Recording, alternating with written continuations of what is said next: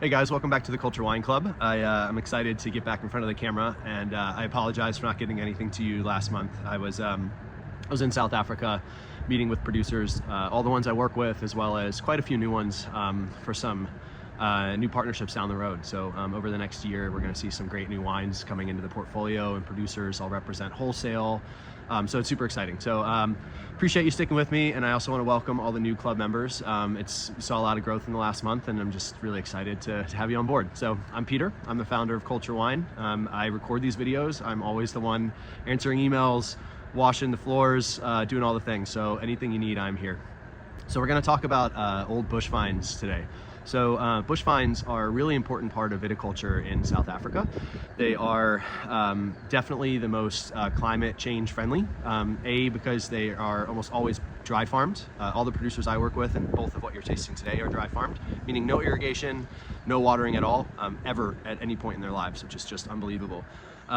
They're also important from a sustainability point of view because they're not using trellising wire, they're not using posts like you see in a normal Napa vineyard, for example. There's nothing wrong with that, it's just a different style of making, but in this case with bush vines, you just don't need anything other than the vine, and that is definitely the best way forward as we're kind of seeing a lot of change in our climate. In South Africa, it's warm, it's dry, so if you can train these vines to keep digging down and down and down to the water table, it's going to be better for them in the long run. With bush vines, the trade-off of that kind of sustainable mindset is that you have to do everything by hand. All the pruning, all the harvesting, everything is done by hand. There's no mechanization. So it's quite expensive and challenging, and it takes a lot more time within each plot to farm it. But in the end, you end up with very high quality grapes. Another very important thing that I left out is that you get a lower yield as well, a very important piece. So all that works when you can sell the wine for a price point that makes sense. But that hasn't traditionally been the case in South Africa because for way more than 100 years, it's just looked at as this kind of value-driven place. So this new wave of producers that I'm working with, they're really focused on rehabilitating these old vines and making great wine from them, but trying to raise the notoriety of the industry. That's everything that I'm trying to bring to the table as well, is to get these folks kind of more notoriety and understanding of the beauty and what they're doing. So now that I'm getting rained on here, one of the most wonderful initiatives in South Africa today is called the Old Vine Project. You'll see on some bottles it has the planted date and it says Certified Heritage Vineyard, and it's got this little old bush vine on there.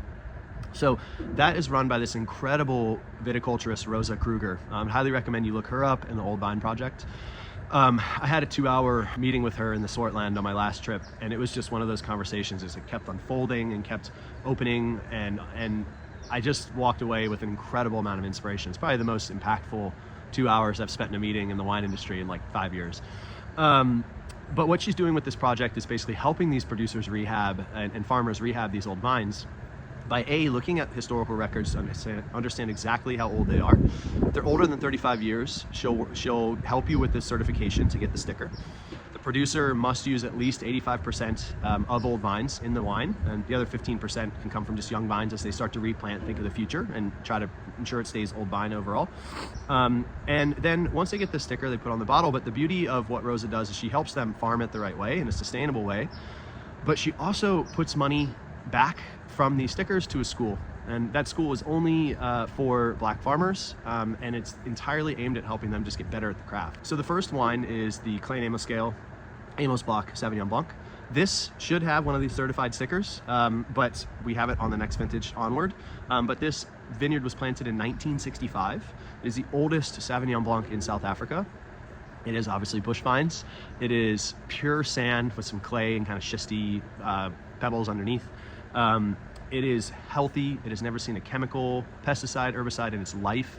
It has never seen a drop of irrigation. And you can tell that that's true when you walk through that vineyard. I've been there 2 months after harvest and the leaves are still bright green and just living and still hanging on. Usually by that time the leaves are gone and vines are going dormant. So it's just a healthy place.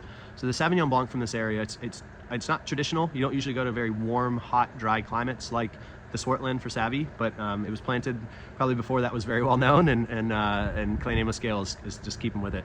So you do get a lot with a bush vine. The grapes grow like within the crown, and so that kind of helps give it a lot of shade. It's important in a really dry and hot area because you don't want to burn the skins. So you'll cut off here, and this is now a new wood. Same here. You'll cut off this one, and this will be the new wood, and that one, and you'll cut it to. Here's too much, so this is like a water. This won't give any fruit, so you can see this is what we call the water shoot. Yep. So you can use this to get a new arm, but this thing's got enough arms now. So we'll probably cut off these two, that one, and leave this one to 2 buds. Okay. And then this one 2 buds. This is old wood. This will be cut off. Wow. How many bunches are you getting typically, like per cane? Between 1.5 to 2 bunches. 1.5 to 2. Yeah. And if we have a extreme dry winter, we'll cut off the bottom bunch and only leave 1 bunch. The counter to that is if you don't have enough sun on the grapes, you can get some of this kind of herbaceous leafiness. And so I think in this vintage, you see that they really kept it very shaded. It was a very warm year. So if you had too much opening, you would get burned grapes. So it was a tough one to farm the right way and to prune the right way. So when you drink this, you do get a fair amount of this like herbal leafy quality. But I think what I like to do with this is get it very cold, like fridge temperature, decant it for like 15 to 20 minutes, and then start drinking it. And you'll see that kind of earthy, that herbal sting starts to blow off, and you start to get more of that salty air, gooseberry, mango-y, like a lot of these like beautiful savory and fruit notes. And I think this is like Puy Fumé meets kind of New World Sauvignon Blanc, which I love. So the second wine is Scions of Sinai. So this is his Phoenix. You're getting the Swanesang Syrah. I just don't have a Swanesang in my possession, so I have the same label, just different vineyard name. Swanesang is 100% Syrah. It comes from a bush vine planted in 1999. This was the last year that Bernard's grandfather, who was his absolute guiding light, last vineyard he planted, and this is a very important piece of land to him. Bernard is really he eats, sleeps, breathes this land. It is very beautiful and passionate. It's a very important one to him. So Bernard made wine at a very well-known property in the northern Rhone called Domaine Gemay, one of the most famous Rhone producers and Syrah producers in the world. And so he brings this kind of northern Rhone style to it, where a little bit of whole cluster, a little bit of the stem interaction brings a lot of the spicy and floral note out. The difference between these two vines is that the Klein Amoskuil is in a very warm area, very dry area in the Swartland. Bernard is in the Helderberg, which is a sub-appellation of Stellenbosch. He is 1 mile from the ocean, so it's cold. Cold in South Africa is a tough one. It's cooler climates. It is very sandy soil, but more sand and decomposed granite. And you get more kind of fresh aromatics and less ripe tannin as a result. Southeast is directly over the Atlantic as we see it here now. And this is that cool wind that comes by the middle of summer. Well, there goes a lot of field mice. Oh yeah.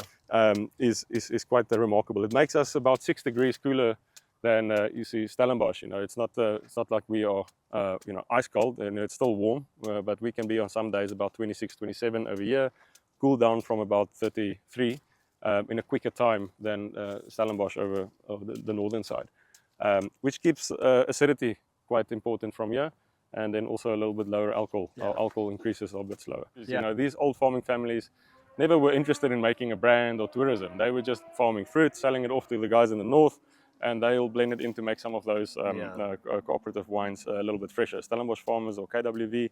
But you know, now we have some more micro brands around here that just focus from here. Like up here is Chris Allied with Nautical Dawn, a very famous white wine. Yep. And this is a single vineyard right here, Granitsteen here. And then Craven's also doing a lot of focus. Lucas van Roggenberg, Le Riche with their Cabernets as well. So yeah, this is a good area for those kind of expressions. And we're seeing more, and it makes sense if you look at the terroir. That's far away, where most of the famous, I would say, branding and attention has been in the international market is all on the northern side of Stellenbosch. And that's far away from here. And it's more clay and red soils and different farming than we historically have had here. Yeah. So Bernard is just such an important regenerative grape grower in South Africa. A lot of producers come to him, like they do with Rosa, to learn more about regenerative agriculture, and which is about giving back to the land. So a lot of cover crops, a lot of ways that you incorporate natural things back into the soil to keep rehabilitating it and ensure it's living on for his kids to farm and their kids to farm. Bernard is such a talented guy, such a soft-spoken guy, and his entire line is exceptional, and I highly recommend you try it. This Syrah I'd recommend also decanting. I honestly like it like 3 hours of being open in the bottle. If you don't have that time, decant it for a good 30 minutes and you'll see it really open up and just soften out texturally. Vineyard is coming to the US in May. I am putting on a very large wine festival here in Berkeley. It's May 3rd. It's called Hella Chenin. It's hellashennonwinefest.com. If you can come, we're having Bernard on a seminar about Chenin Blanc, into a trade tasting, into a consumer tasting. Just hit me up, I'll make sure you can get in. It's going to be an epic event. We should have like 300 plus people there. We have 25 California winemakers, 10 South African winemakers, including Bernard. It would be awesome to have you there if you're able to make it. Thank you so much for tuning in and being a member. And again, welcome to all the newbies here. I'm always here to answer questions or help with anything you have wine related. So you can just hit me up whenever. I hope you're enjoying the wines. I hope you enjoy the club. And I'll see you next month.